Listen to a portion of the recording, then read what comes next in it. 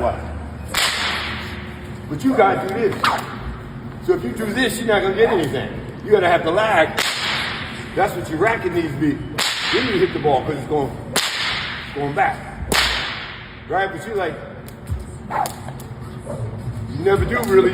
You never release. You never, most people serve this way. They don't, see that pronation? That's when you, so I go back. Listen to the back part.